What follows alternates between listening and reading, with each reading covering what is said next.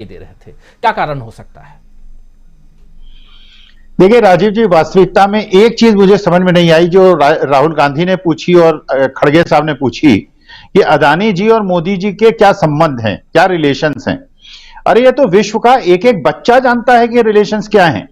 ये तो श्रीलंका वाले बता रहे हैं कि रिश्ता क्या है, बांग्लादेश वाले बता रहे हैं, अमेरिका वाले बता रहे हैं, ब्रिटेन वाले बता रहे हैं, और जो डॉक्यूमेंट्री बना रहे हैं उनको सब पता है। तो ये हमारे देश के राहुल जी को क्यों नहीं पता है, खड़गे साहब को नहीं पता क्यों कि संबंध क्या है इन लोगों के? ये तो बिल्कुल स्पष्ट है कि उनके संबंध क्या हैं। देखिए एक चीज आप देखिए राजीव जी, अगर आप बॉडी लैंग्वेज का अध्ययन करें, आप अदानी जी की बॉडी लैंग्वेज देखें और अमित शाह जी का और मोदी जी की बॉडी लैंग्वेज देखें। अदानी जी निश्चिंत नजर आते हैं, सबसे ज्यादा परेशान अगर कोई नजर आता है, एक बार अमित शाह भी पार्लियामेंट में खड़े हुए और बड़े उत्तेजित होकर उन्होंने नेहरू जी का संदर्भ लिया। मोदी जी भी बड़े उत्तेजित नजर आते हैं। तो क्या अदानी जी की कंपनी में जो शेल कंपनी का पैसा है वो कहीं राजनीतिक व्यक्तियों का पैसा तो नहीं है?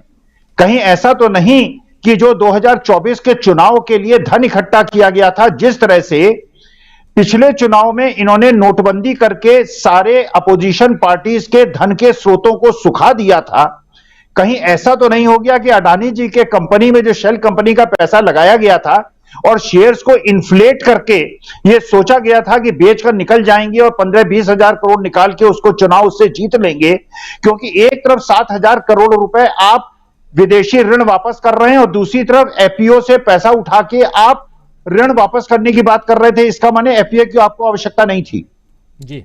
तो यह प्रश्न चिन्ह उठता है कि यह जो शेल कंपनीज का पैसा है, कहीं ये दाऊद इब्राहिम का पैसा तो नहीं है, कहीं ये देशद्रोहियों का पैसा तो नहीं है, कहीं ये उन षड्यंत्रकारी व्यक्तियों का, तत्वों का पैसा तो नहीं है जो देश को अस्थिर करना चाहते हैं, भारत की अस्मिता से खेलना चाहते हैं।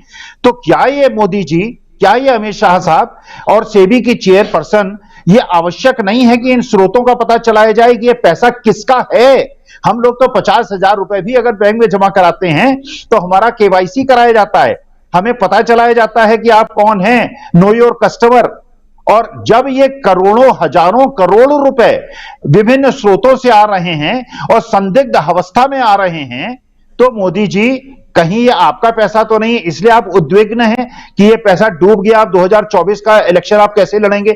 और जब मोदी जी देखिए 70 साल की बात करते हैं राजीव जी, ये भूल जाते हैं कि पिछले 25 साल में 15 साल बीजेपी का शासन रहा है, जो 70% होता है 1998 से लेकर 2004 और उसके बाद 2014 से लेकर अब तक 70% समय बीजेपी जे आपका शासन था।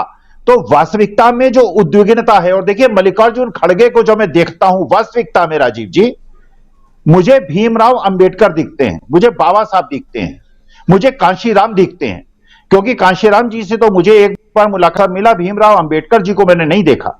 लेकिन वास्तविकता में जब ये खड़गे साहब को देखता हूं, श्रद्धा से मेरा सिर इसलिए झुक जाता है कि मैंने उनकी संघर्ष गाथा सुनी है, मैं जानता हूं किस प्रकार से संघर्ष करके बचपन से अपनी एक बहुत गरीबी से उठकर लॉ करके और एक अच्छे वकील बनकर किस प्रकार से संघर्ष करके और दलित योद्धा के रूप में जो भीमराव अंबेडकर साहब ने किया था अपने जमाने में, वो इन्होंने मल्लिकार्जुन खड़गे ने किया है। तो उनकी जो पीड़ा है वो मैं समझ सकता हूं।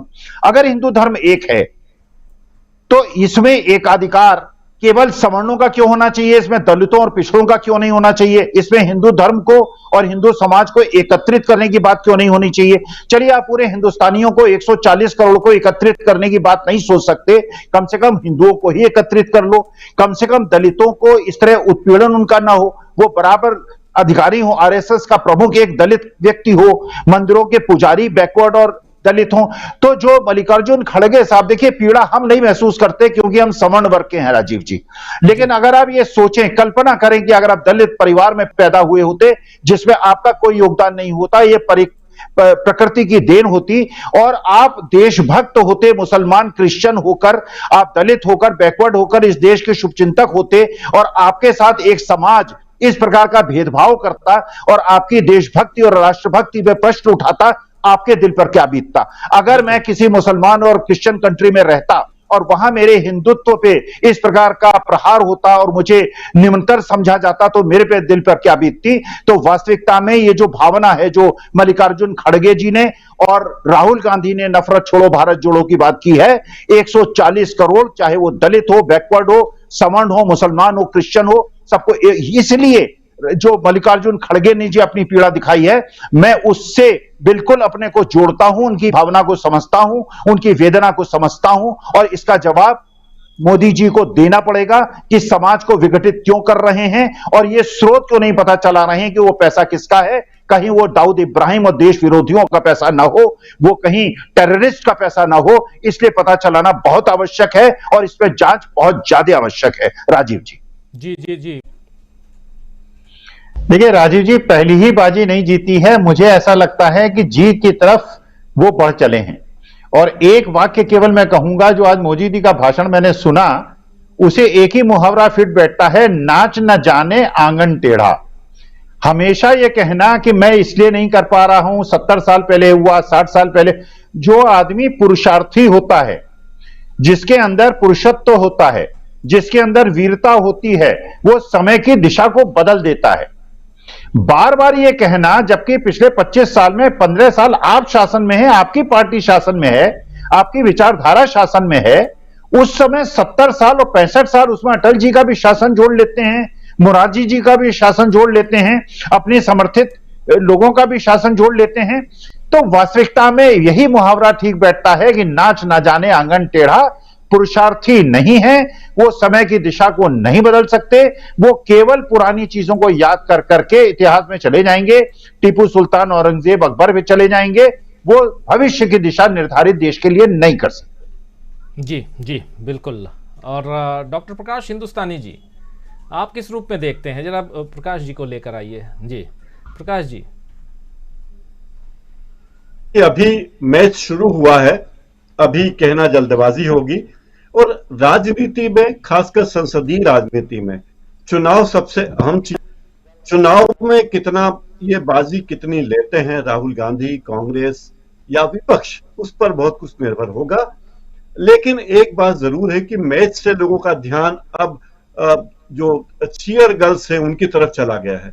तो जो चीयर गर्ल्स है उनकी तरफ लोग देखने लगे हैं, मैच की तरफ लोगों का ध्यान नहीं है, या उनका ध्यान उधर करा देगी, अरे आप यहां देख रहे हो, वहां देखो कितनी अच्छी अच्छी सुंदरियां नृत्य कर रही है, आप ये देख रहे हो कि हम कैसे आउट हो गए। तो एक बात है। दूसरी बात है कि राहुल गांधी ने जो मुद्दा उठाया है, ये गाजीपुर में 2014 के लोकसभा चुनाव के पहले में ये मुद्दा उठा चुके थे कि नरेंद्र मोदी जो प्रधानमंत्री पद के रूप में सामने आने वाले हैं, उनके अडानी से क्या संबंध है। तो राहुल गांधी की निगाह इस प्रकरण पर तब से थी, 2014 के चुनाव के पहले से, और वे तब से लगातार ये बातें कहते आ रहे हैं। लेकिन हिडेनबर्ग की रिपोर्ट के बाद ये मुद्दा बहुत तेजी से उठा है। और जिस तरह से अडानी समूह के तमाम कंपनियों के शेयर की दुर्दशा हुई है, उससे भी लगा कि इस मुद्दे ने नई जान पकड़ ली है। लेकिन अभी लड़ाई लंबी है और शुरुआत अच्छी है, इब्तिदा अच्छी है, अंत भी अच्छा हो, ये प्रार्थना कर